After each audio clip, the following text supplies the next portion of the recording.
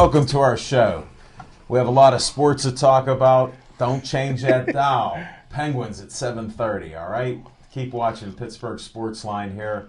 I'm Al Levine, the talking machine. Chip, the Prophet Hayner. Smoking Jim Frazier. Big Mike Butera.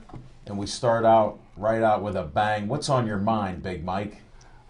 Well, actually, not too much, but... Okay, never mind. Let's go to the infomercials. Okay, I have this one thing that I do want to present, and if you could zoom in there, I'll do it. Dr. Trina Hess went to the fights while Smoking Jim and I were ring announcers. So Smoking Jim brought me up to the big leagues.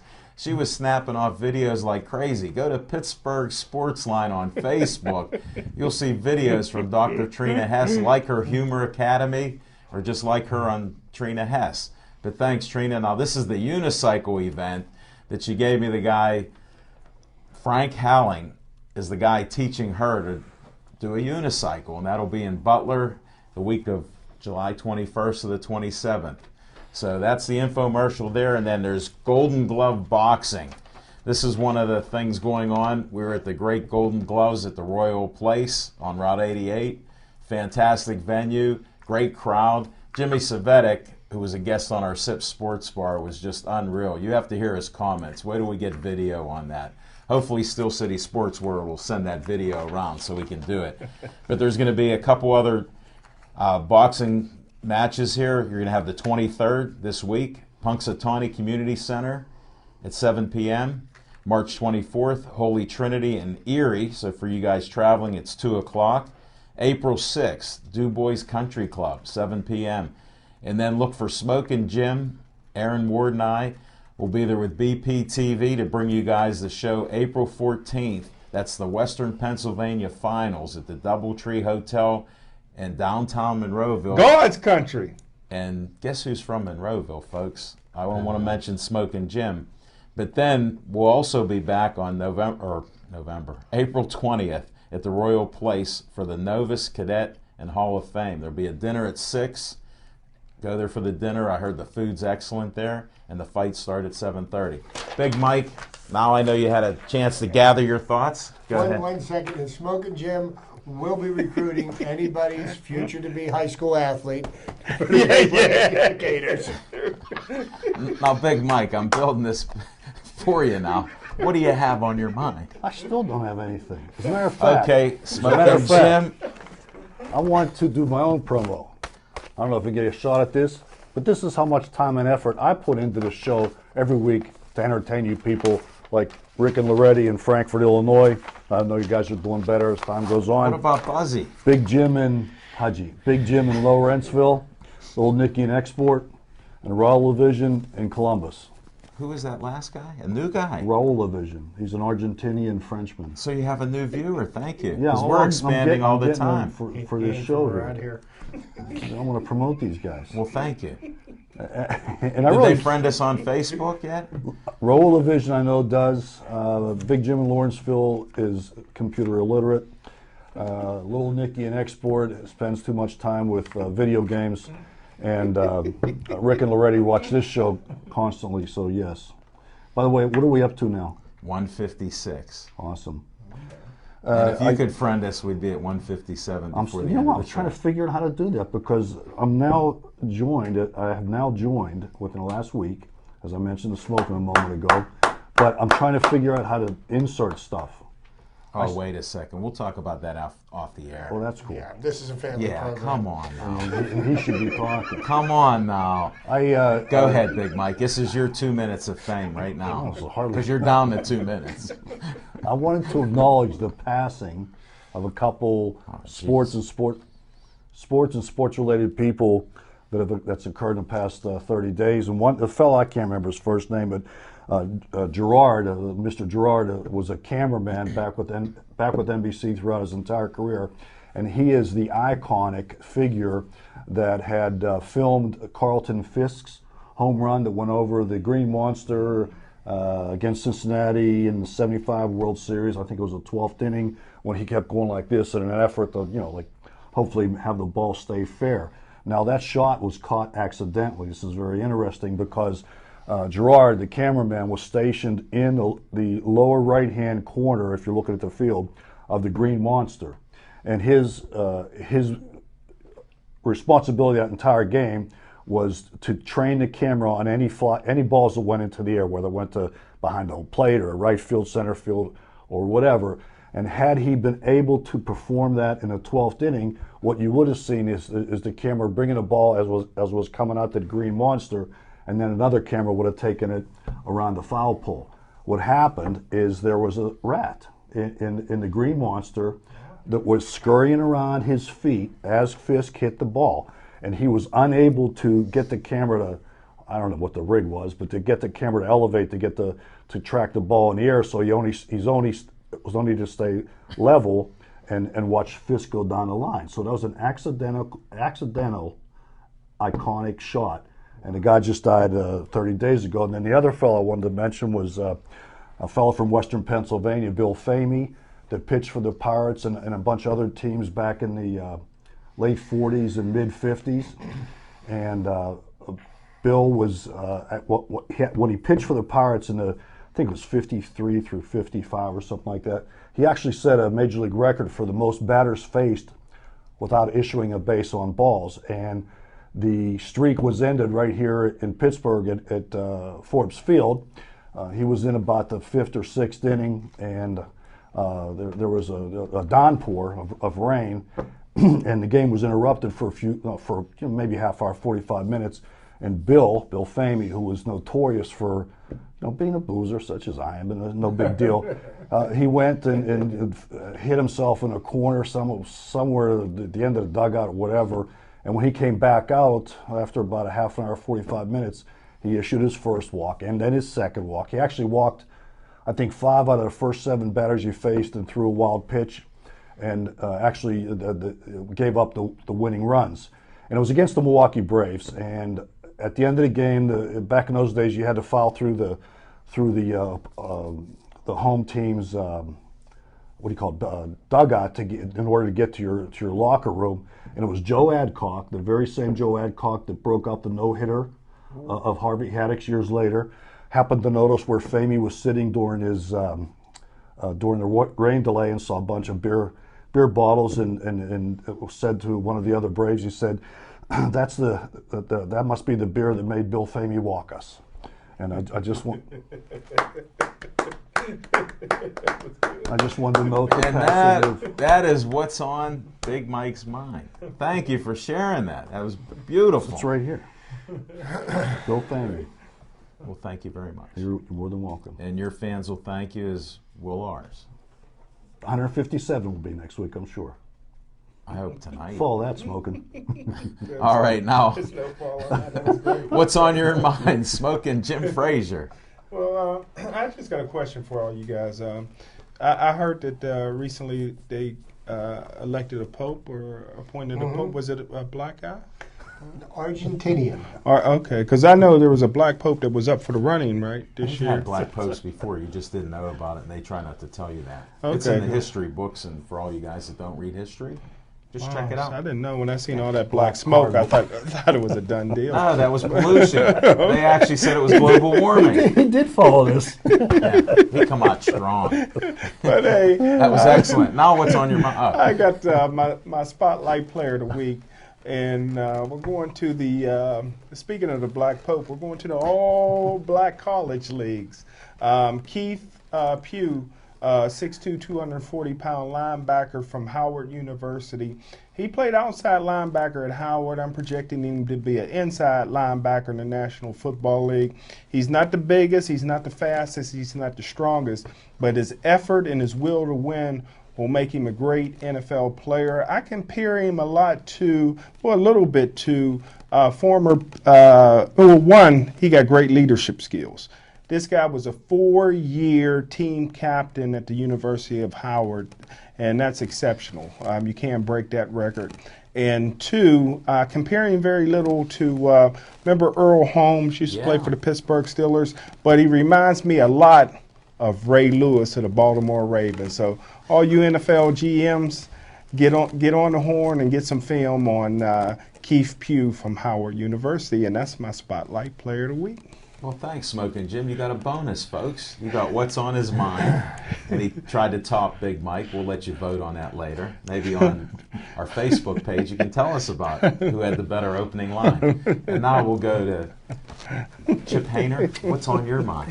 Thank you, Al. And like I always say, following this man to my left, he's a tough act to follow. But what's on my mind? It's 13 days before opening day. Wow. April 1st, the Pirates are playing the Cubs. Smarsh is going to be pitching against A.J. Burnett.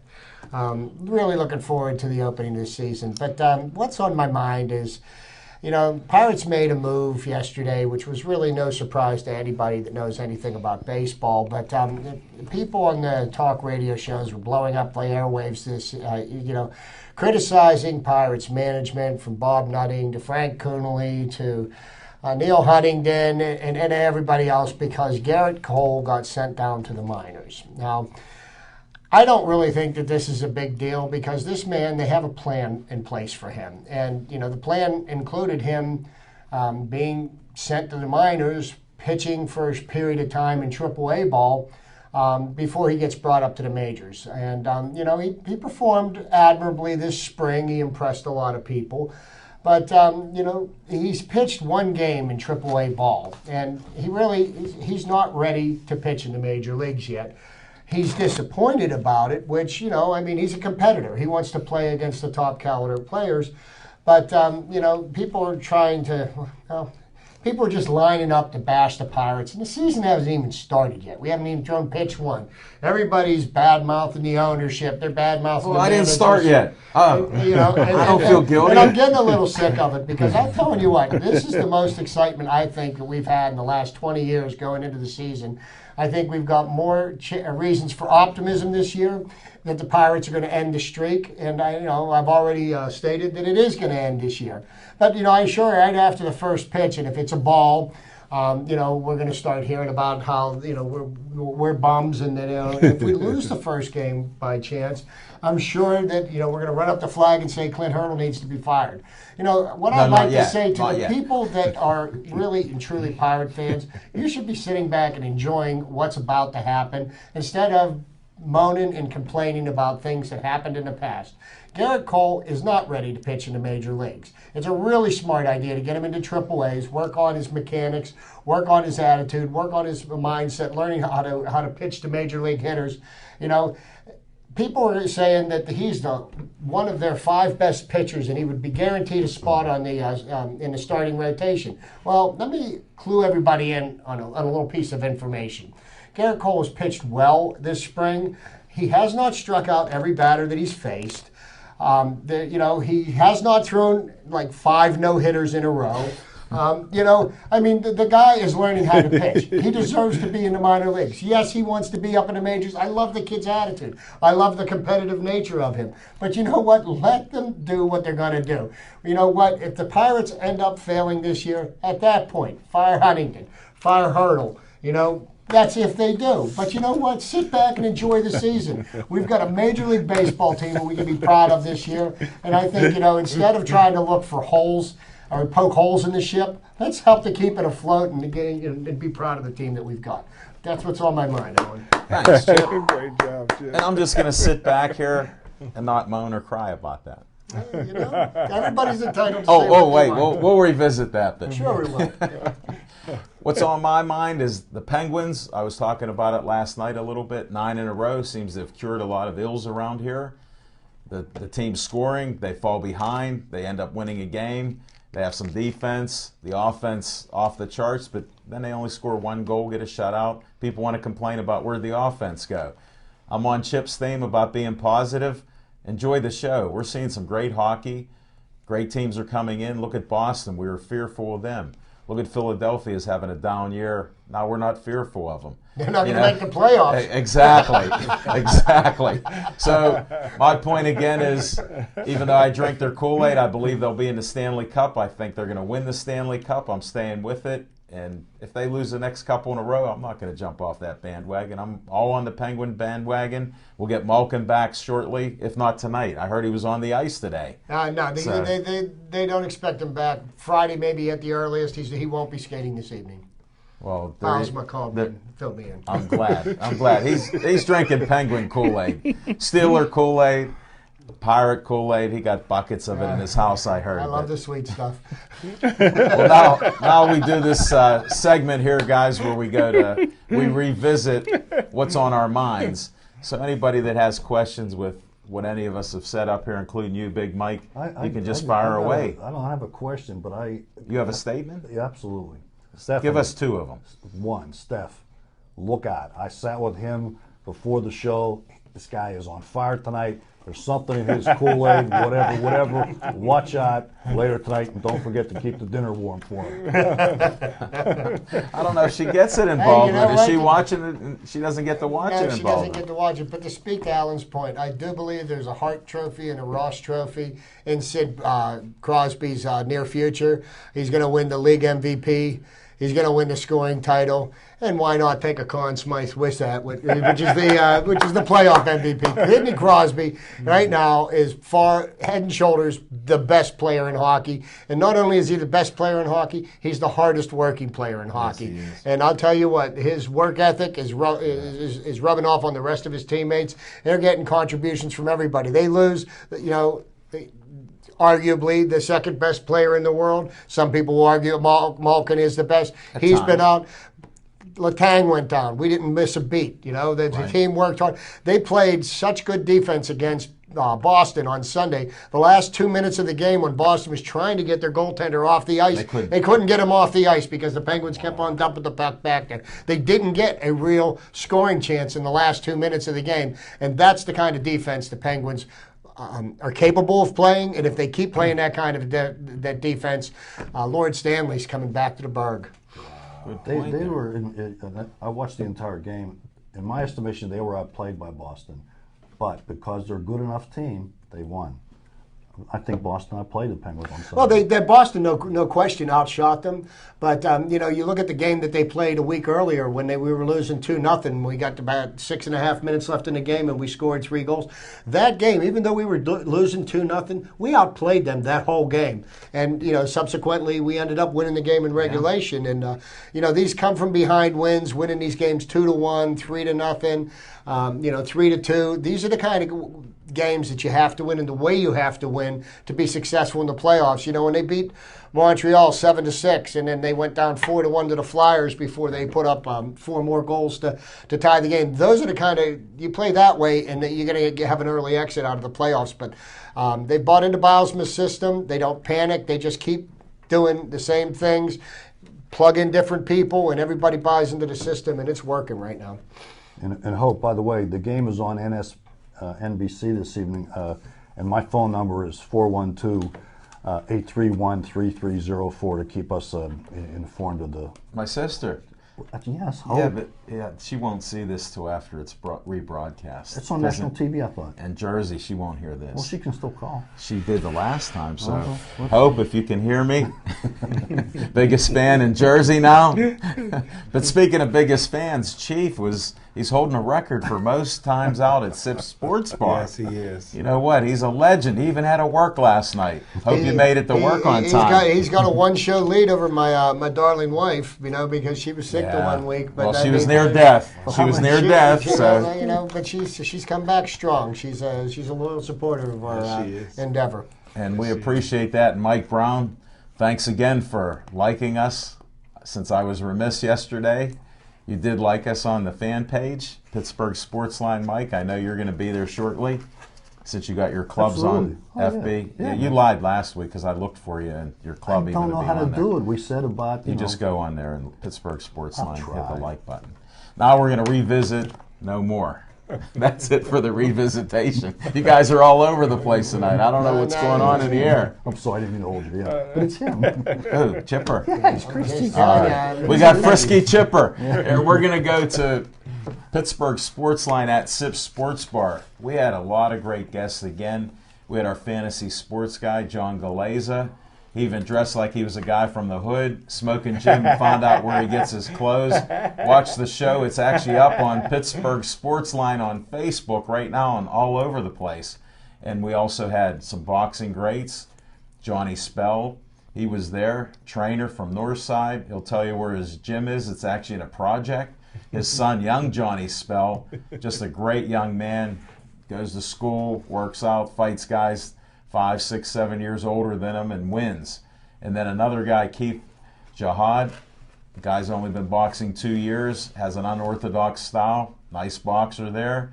Then we had Cassie from Cassandra Florals and Designs. She's all over the place. She hooked us up with the Dormont Business Association. They liked us and everything, so she's trying to spread the word to help us. She had a nice, terrible towel, wreath type of ornament for us. Big Mike, you have to check it out when you can go on Facebook or YouTube. So we had all these great guests. You guys got to come out at 7:30 next Monday night. See who we have there. Oh, we had Little Z, Zach Brenner. He was on. We got Big Mike, 2. He's Pittsburgh Sports Nation because he's bigger than our Big Mike. I had to give him the crown there, sorry, because we're boxing. 1 and and all 2 that is cool. stuff. That's cool. You okay with Yeah, that? man. All right, thanks. There are other machines, you know. Yeah, I know. Okay. There's washing machines. There you go. Good Working stuff. machines and the talking machine. And now we'll go to one of the favorite segments that I have, Fiction and Fact from Smokin' Jim's Almanac. Hey, thanks, Al Levine, the talking machine. And if you want the green, go to Levine. Hey, I'm going back to 2009. 2009 was a very special year for me. As an NFL scout, I rarely go before the game into the locker rooms, and hardly never go into the visitors' locker room. But in 2009, Pittsburgh Steelers were playing the Minnesota Vikings, and I always wanted to meet the greatest quarterback in NFL history, Brett Favre, for 2 reasons. One, because Brett Favre is the greatest quarterback in NFL history, and number 2, because his best friend was the late, great Steve Air McNair, another Mississippi native. He and Brett Favre from Mississippi, they used to go hunting and fishing together. And so I go into the locker room, and I was a little, like I says, you know, I got a lot of respect for these guys getting ready for a game. But when I walked into the locker room, it was more or less like Animal House. Brett Favre was smacking people in the butt cheeks with the towel. Wet towel? Yeah, he had the gauze of tape, and he rolled up so tight like a brick, and he was picking people off, man. Wow. So, and what an arm he got. Sure. And so once I seen that everything was clear, I went over to Brett Favre, introduced myself, and he shared some things about Steve Ear McNair that I didn't know, talked to me a little bit about the funeral. And I felt obligated at that point, you know, to Brett Favre, I felt obligated to give him a tip. And if you go back to that 2009 game, I told Brett Favre, listen, if you want to beat the Pittsburgh Steelers today, throw at number 22, William Gay. And if you guys remember, prior to that game, a lot of people thought that William Gay was a pretty good player.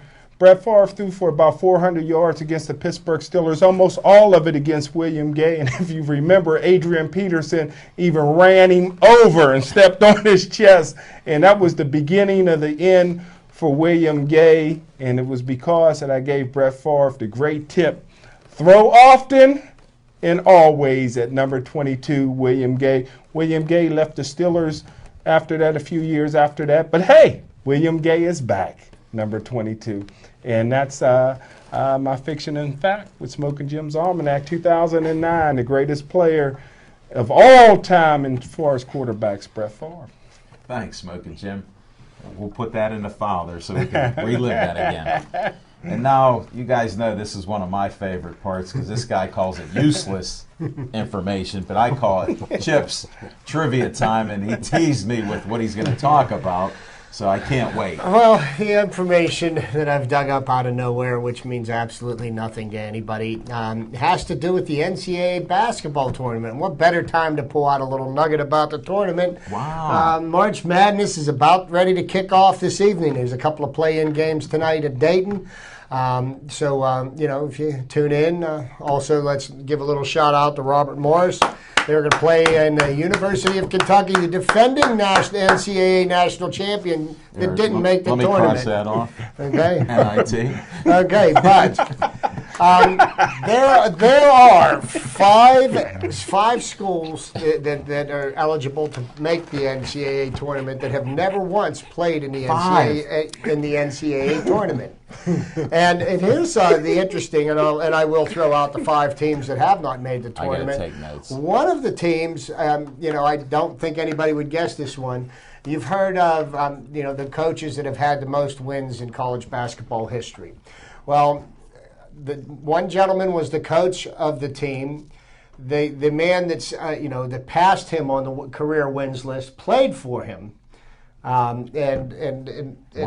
Yes, I'm getting confused now. So the coach of the team was Bobby Knight. Okay. Yeah. The player that passed him as now the most winningest coach is Mike Krzyzewski. Yeah. Army is one of the colleges that have never played in the NCAA tournament. Wow. William and Mary is another one. No way. St. Francis, the Citadel, and Northwestern. None of these teams have ever played in the NCAA tournament. They're the only 5? Those are the 5 that have not made the NCAA tournament. Wow. As a matter of fact, up until last year, Harvard had never made the NCAA tournament, and this year they made it their 2nd year in a row. Wow. Roll that list over again. William and Mary. William and Mary, that's Coach Mike Tomlin's Tomlin School. Citadel is Cortez Allen School. Yep. And no wonder the And Steelers. St. Francis is the new And, Pope's school. No wonder the Steelers didn't make the playoffs. But I mean, to think Joe about the Girardi. Army team Nice. that was coached by Bobby Knight, Yeah. who had Mike Krzyzewski as one of his players, never made the tournament. Yeah, that's amazing. Wow. So that's my Excellent. useless bit of information for this week. Chip's trivia time is off the charts. That was great. And speaking of off the charts, we got boxing with Smoking Jim Frazier. He has, thanks for letting me into the boxing scene there. It was enjoyable there. Met a lot of great people, and the Golden Gloves is where you want to be. Jimmy Savetic, hats off to you. Run a nice tournament there.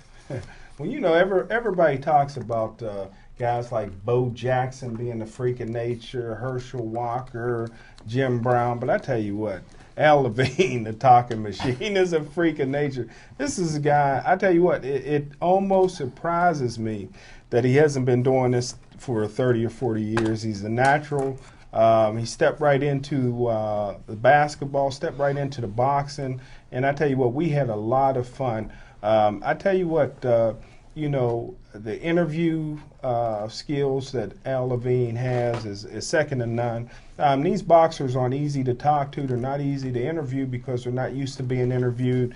Boxers are a throwback to the old days of Joe Louis, where the managers do all the talking for them. So it's very hard to get any nuggets out of boxers, and Al gets their whole life story, man. So he got a gift, and I tell you what, Thanks, I think my head just grew. You know what? And we seen that prior to the show, and With the big head. like when Chip called you the toothpick with an orange on top. But I tell you what, I think that it used to be the golden era of boxing back in the 30s and 40s here in Pittsburgh. Out of 8 champions, world champions in professional boxing, 5 of them was from Pittsburgh at one time. And I tell you what, the boxing kind of died, but it's starting to come back. I think right now in amateur boxing, we're seeing the golden era too of box. I see a lot of great pros coming out. So I want everybody to come on out to God's Country. We'll be doing it, BPTV, Al Levine, the Talking Machine, on Sunday afternoon. Go to church in the morning, mass in the morning, and assalamu alaikum, whatever you do in the morning. Then 2 o'clock on Sunday, come to God's Country, Monroeville, and you're going to see some of the greatest amateur boxers of all time, and catch them now while it's cheap before they go pro and start fighting for millions of dollars. Well, the thing I like about the attitude of these young fighters is, I think that one of the things that have hurt boxing, and, you got Money Mayweather who's out there who won't fight anybody that has any chance at all of beating him. But these young guys, they want to fight. And you know Anybody. and they just want to fight, you know. And I remember back in the in the late '70s and the early '80s, there were so many great in the lower weight class fighters. You know, there was Aaron Pryor, there was there was Ray Leonard, there was Hagler, there was Hearns. You know, there was there was Alexis Arguello. Yeah. You know, I mean, there was just so many good fighters, and they all fought each other, you know. So when you had a belt, you could walk around proud and saying, you know what, I'm the best because I beat the best, you know. And these guys that have hurt boxing in the last few years, you've got all these titles, and nobody wants to fight because once they got the belt, they don't want to give up the paydays that go with them. So they won't fight anybody that they have a chance to lose. These young guys are coming up and they're hungry. You know, you've got Sammy Vasquez, and you know, I mean, he wants to fight everybody, anybody. You know, he'll fight you in the street. He'll fight you in the lobby of the police station here. Right. He doesn't care, and I love that kind of attitude, and that's what will bring boxing back to the forefront. Is competitive fights and the best fighting the best. I mean, don't forget our champion Rod Salka from Elizabeth. Absolutely, absolutely. These guys, they want to fight, and you know what happens is the people that they fight, they beat the snot out of them, and then these guys on YouTube and their opponents see him, and they're like, oh, we're fighting him. He's going to kill me. That's true. So you know what? Quit taping their fights. Hey, we're still going to promote it on BPTV, oh, guys. Absolutely. Get ready to watch some of these 100%. champs. Because they are good young men. A lot of them are family men, military men, and everything else. Great families, and it's proud to know I'm very proud to know these guys. Thanks, Smoking Jim, for all your compliments. But I just ask them a few questions. I'm not going to give you my secret on just asking them their name, and then it opens them up. But since you referred to you as the Natural, was that movie based on any part of you? Babe Ruth. Okay, here's what the movie The Natural was based on. What a segue. That was good. You started it. No, you started your segue. Ruth Ann Steinhagen died recently. I'm onto this death scene Yeah, what tonight. is this thing? And she was actually the inspiration for the movie The Natural with Robert Redford. Why? In the late 40s, she had a shrine in her kitchen. She was a 19-year-old teenager. Dedicated. She died in December, actually, at age 83. You going to say Babe Ruth? No, Tim Tebow. But she had a shrine built to Eddie Waitkus of the Chicago Cubs. Waitkus was traded from the Cubs to the Phillies, and this triggered something within her that made her go off. She actually went to Philadelphia and got into the hotel the players. When the Phillies came back to Chicago, she got into the hotel that the Phillies were staying at, and she got a message to Waitkus about there's something that you need to know, and I'd appreciate if you come to my room and we can discuss it. And she actually took out a shotgun, shot him in the back. Wow. In the back. Wow. He recovered, and he played the game that night. He's not a hockey player. He's not a hockey player. Did he play that night? Yeah, of course he did. Thanks. Yeah. How long do you have a week back? About a week. Oh, sorry. One more time, Chip. I don't think anybody heard that. They caught it. And then move on. Are you reading still? Yeah, well, and I wanted to tell you that she just died. What happened to her? She died of natural causes. She went into an institution for 3 years. Why? Came out of the institution because they deemed her to be unfit to go to Major League Baseball games. And she lived a quiet life in Chicago. What year was that again? Just to interrupt. 1949 at Wrigley, June the 14th. I mean, this is all diabetical. Isn't that Flag Day?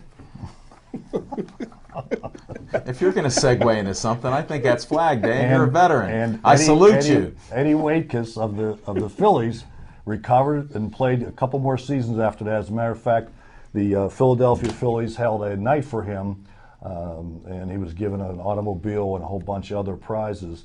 But that actual incident inspired the book by John Theodore about the natural.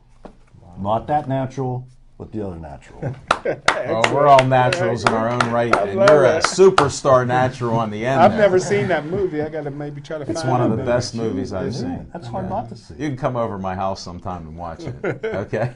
I've seen all the Rockies. Okay, well, I have too, even a couple times. We'll have to do movie as sports trivia again. We had fun with that last year. So, all right, we passed boxing, NIT, missed NIT, NCAA. We only touched on it lightly. Let's get into bracketology because I don't know what it is. Well, you know what? The NCAA tournament this year is so wide open that I think really there's any one of about 8 or 10 teams that legitimately have a shot to win this game. There's there's the 4 number 1 seeds, and people are in an uproar because, the ACC traditionally has been one of the strongest conferences. The ACC is home to Duke and North Carolina, and they're perennially, playing for the championship. The University of Miami this year won the ACC regular season title, won the ACC tournament, and ended up a number 2 seed. And you know what? That's kind of hard to believe. Indiana didn't win their tournament, and and they got a number 1 seed. It makes you scratch your head. Gonzaga, you got to give them their props. They've won 32 games, and they've only got 2 losses. But who do they play this year? And I'll tell you what. You look in that Western Conference where Gonzaga's playing. There's a team in there that you want to keep an eye on. The University of Illinois. University of Illinois has beat quite a number of amazing teams this year. They beat Gonzaga, who's ranked number 1. They beat Indiana, who was ranked number 1 throughout the season, who's a number 1 seed. They beat Ohio State, and I believe they beat Wisconsin. I mean, these are teams that are very, very highly ranked. Especially teams. those Big Ten teams. The That's Big Ten. venue. The Big Ten. I'll tell you what, definitely stepped up this year. It was probably the strongest conference in the country. The Big East traditionally has been very, very strong, but the Big East has fallen to pieces. May it rest in peace. It'll be the Catholic schools next year. Pittsburgh, Go Pitt. I'm still with Pitt now. They're in the tournament. Now Pitt's lined up to play Wichita State on Thursday. And, the thing about Pitt, they were set up in a great bracket for the Big East tournament. Everybody was having, high hopes for them, and they had a chance to maybe close out the Big East, tournament for the final time. And, they just didn't show up for the first 10 minutes of their game against Syracuse. And subsequently, they ended up losing the game. They beat Syracuse in the last 30 minutes of the game. Unfortunately, they fell in too big of a hole in the first 10. So that, Wichita is a team that Pitt could beat. But we have to wonder what Pitt team is going to show up. They have been consistently inconsistent all year. And, I mean, it's so disappointing because, right now Pitt's got a young team, and I think if they could, beat Wichita, they do have a chance to beat Gonzaga. And if they could make the Sweet 16 this year, that would be a nice preface for next year because most of the guys on Pitt's team are coming back next year. They have very few seniors that are leaving. And, and they got a lot of experience playing this year. The next couple of years, they ought to do well. But Jamie Dixon's teams just seem to let you down every time you get home with them. They do disappoint. And one of my best friends is actually a project manager at Pitt. So Dave Brown, thanks for getting me tickets to the football games. That's how I get in the nice seats. And guess what the connection is here? He went to K-State. He's a graduate there. I friended him here. His dad helped to rebuild the football stadium with fundraisers at Wichita State. Wow. So they're big fans of Wichita State. So, Dave Brown, who are you going to root for? Wow. Whoever's winning. Exactly. And Dave's a guy we should get on the show if you want to meet a guy that knows sports. This guy coaches young kids in sports. He knows ins and outs with basketball, baseball, football. He's a good guy. He could fit on the panel, too. If ever I go down here and miss a show, we may have to call him in to substitute. I'll tag out there. But no, you bring up some great points. Matter of fact, I want to announce another thing. Pittsburgh Sports Nation and Pittsburgh Sportsline are on Little Z Brenner's bracketology. We have a pick in there. Since I only picked a couple, I picked Louisville the whole way. So I had to ask Big Mike from Pittsburgh Sports Nation to help out. So if you hear the Pittsburgh Sports Nation and the Pittsburgh Sportsline winning, it's because of Big Mike there. Sorry, Big Mike. Well, I all year long I've been saying the University of Miami. Yes, you have. We didn't believe you. The best point guard in basketball is Larkin, which is his dad played professional baseball. Hall of Famer. Barry. Hall of Fame, Barry Larkin. Yes, sir. Look for, although Larkin, and if I was advising him, I would tell him to turn pro after this year. He said he wants to come back to Miami University. He must have met a girl down there in South Beach. But, New Mexico is going to be tough. Steve Alford is a great coach, doing a great job with New Mexico. I think that Gonzaga is going to beat Pitt half to death. Here's the problem with Pitt, and you guys know, Jamie Dixon is a friend of mine. We've co-emceed some banquets together, Willie Stargell MVP banquet, and here's the problem I always seen with Jamie Dixon's teams. And like you said, Chip, the good news and the bad news is Pitt got everybody coming back next year. But one maybe. Yeah, here's the problem is that Jamie Dixon never prepares his team to close out games. So they're never prepared at the end of the game to close out the games. And number two, you cannot win consistently in the big-time tournaments if you don't get easy baskets. Pitt's never had a team under Jamie Dixon that could get easy baskets. You got to pass the ball 5 or 6 times before it. Those are hard shots. You need somebody that can steal the ball, that can dunk the ball, get some fast breaks. And when you play against a team like Gonzaga, you're probably going to go down by 12, 14, 15 points because them boys start getting hot from the outside 3-point shots, and you get athletic teams like, traditionally Marquette's always beat Pitt on athleticism. So, and it's only going to be worse for Pitt next year going to the ACC because them boys got some athleticism down there. Wow. Well, a couple of other teams, you want to mention, and there's VCU was coached by Shaka Smart, and he seems to always have his team ready to play in a tournament. That's another team to keep an eye out for. And, there was somebody else on my mind. You've got Sean Miller over in Arizona, and he prepares his team well for the, one of the early round upsets. I was talking to a friend of mine. He dabbles in some odds. I gotta give him a call. And he's picking as his team to win it all this year is Butler. And Butler was a fan favorite for 2 years in a row, making it to the making it to the final game and losing in the final game. And here's what my prediction is. I'm saying Bucknell is going to knock Butler out in the first round. Wow. There you go, folks. Change your bracketology right now. You put a little shingle on that? Well, since you guys are experts here, who's your pick to win it all? I already said Louisville. Miami. Okay, Miami. You know Chip, what? are you ready? Looking at what Louisville you picked 4 of them, so tell me. But to be honest with you, seeing what Louisville did to Syracuse, they were down by double digits in the first half, and they ran them out of the gym in the second half. And they beat them by 15 points. I think Louisville set up. All right, I'm with the prophet. Rick Pitino has got his team peaking at the right time. And I love Rick Pitino. I've read his book. He got a motivational book that I read. Okay. Very, very good. I saw the Cliff Notes on it, and that was that was dog-eared. That was before the extramarital affairs, Of course. These are all speculation because I tell you what, it's anybody's tournament. It is anybody's tournament. If there's anything that's happened this year, is just when somebody gets to the top of the ladder, man, it's like they get knocked off immediately. So there's so many good and well-coached teams. It's really going to be a lot of fun to watch the tournament this year. Let me pull Big Mike into this because I know he has an opinion on maybe one of the teams. Well, I'm reserving my pick until the play-in is completed because I'll be – yes. I didn't interrupt you. I just had a little itch. Anticipating it. Yeah, no interruption.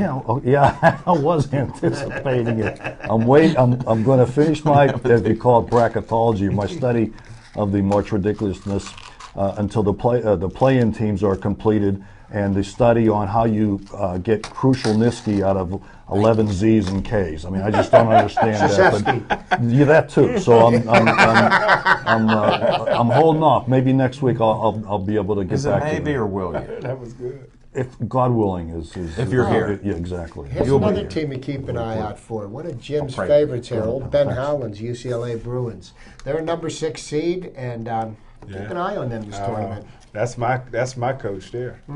That's his big cat. Ben Holland's been down that road before. Well, hasn't he been underachieving at UCLA?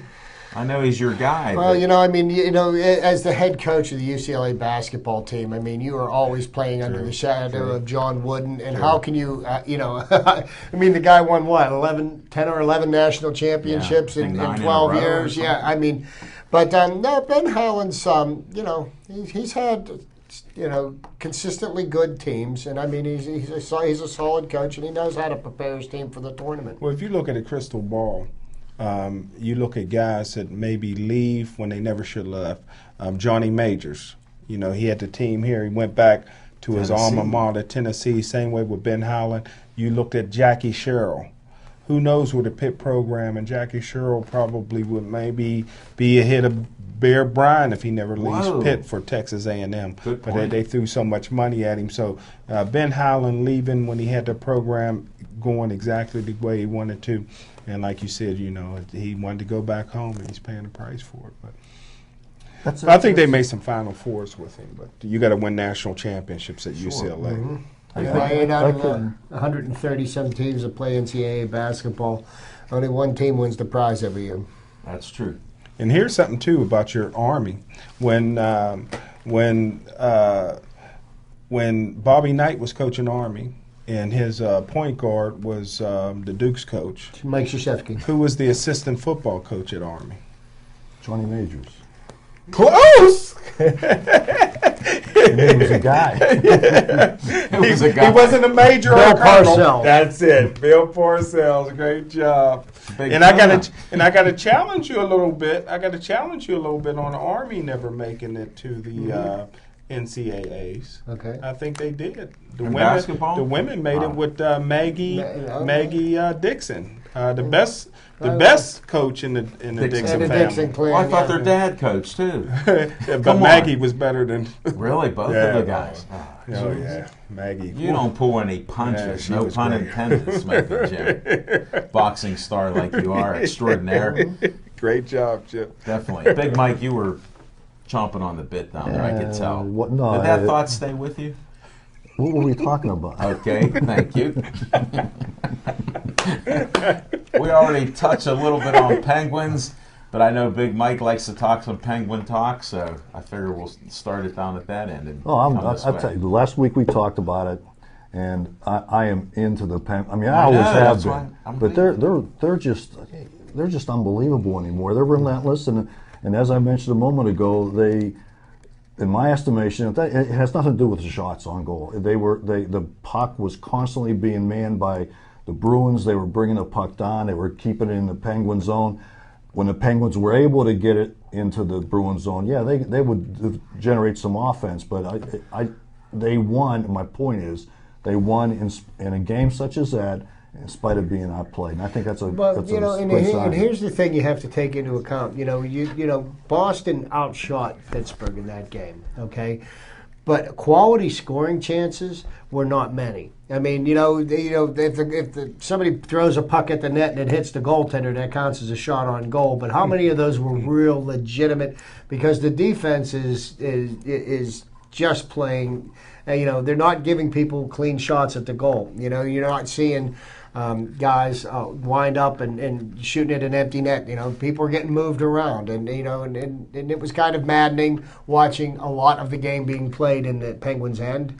But still, they weren't getting quality scoring chances. So that speaks to the kind of defense that the Penguins are playing. And Marc-Andre Fleury. I thought you were going to forget goaltending. No, I was just going to butt in. But Big Mike, I couldn't interrupt. Interrupt this here. And our buddy here, Alan's favorite, and Jim's as well. Yeah.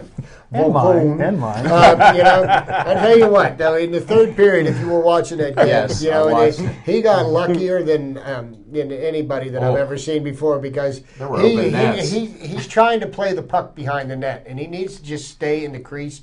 And he misplayed the puck, and he got back, and the puck went straight across the goal line. And if he would have gone back a quarter of an inch, he would have knocked the puck into his own goal. And I don't know how he didn't knock that puck in. And I'll tell you what, sometimes guys were yelling, keep the puck out of there. They were yelling, get that puck out of there. So they did.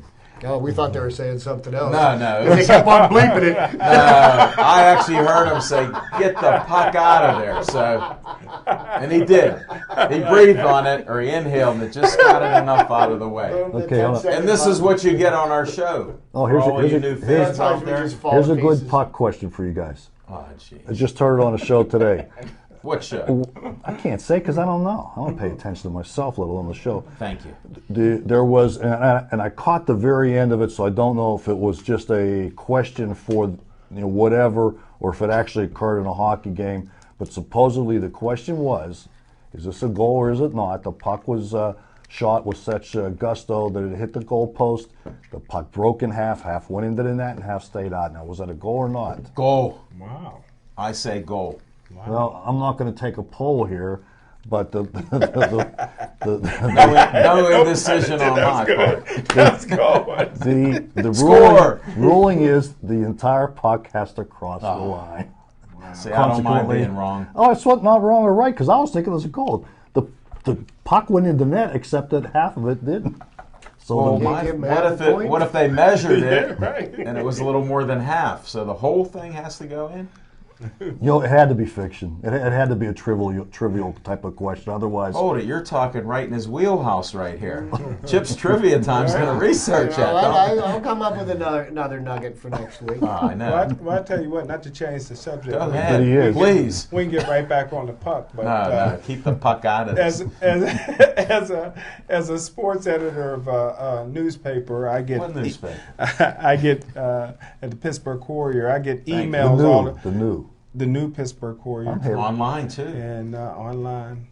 Smoking Jim Frazier, And, reader, editor. And I get emails from the sports information director of almost all the colleges locally.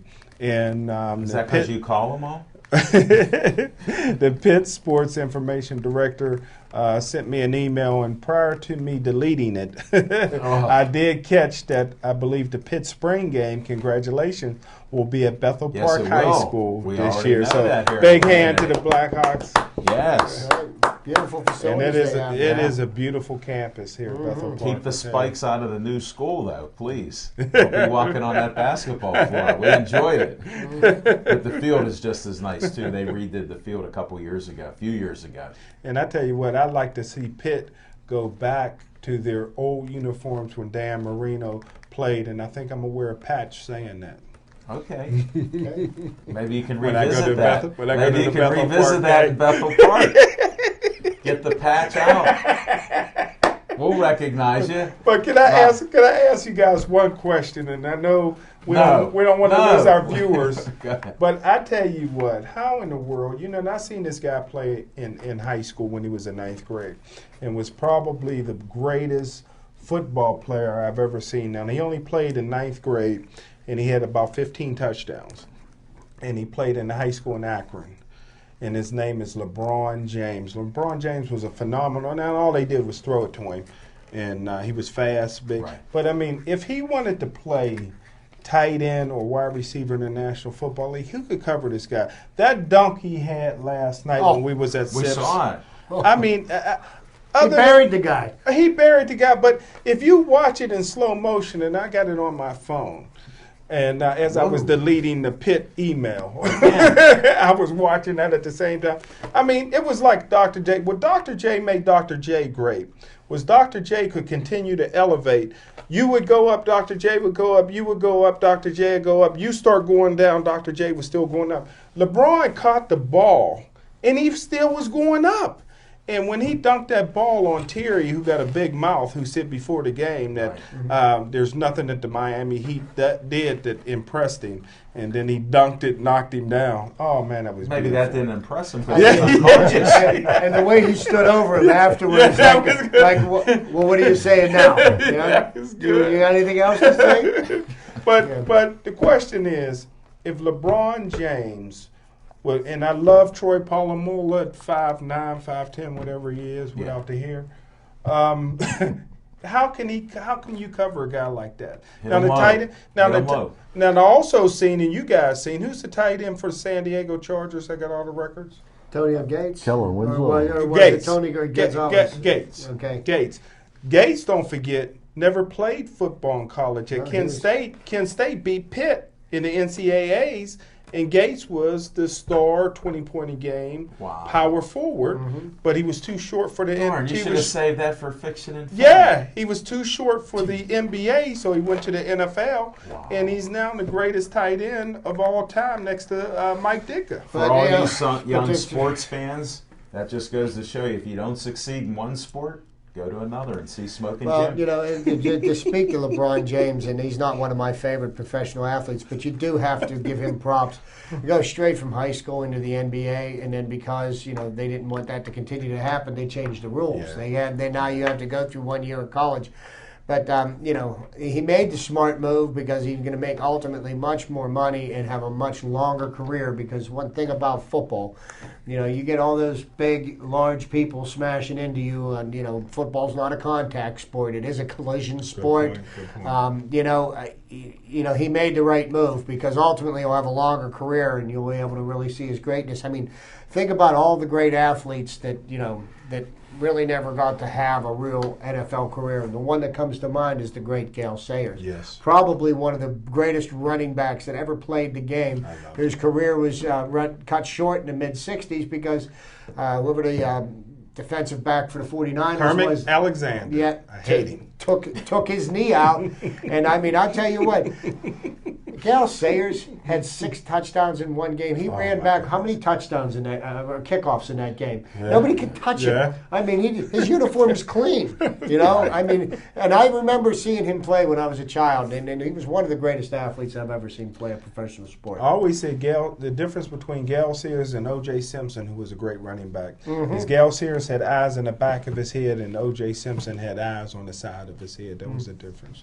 Yeah. Nice point, but I disagree. If you have a son that can pitch and he's a left-hander, folks, make sure he pitches. He'll get to the minor leagues easily, and he'll go to the majors because they always need left-handed pitching. What was old Cam Boyd? What was old Cam Boyd? Was he left-handed? But you know what, though? To speak to that point, Alan, here's something, you know, of all the people that go into the minor leagues, 10% of the people that go into the minor leagues ever see the majors. So, you know, I mean, the guys that play baseball, 90% of them that go into the minors never see the big show. Well, even look at football. Smoking Jim can give you statistics on there with all the people in the NCAA, how many turned pro. And look, fans, we got Bruce Gradkowski.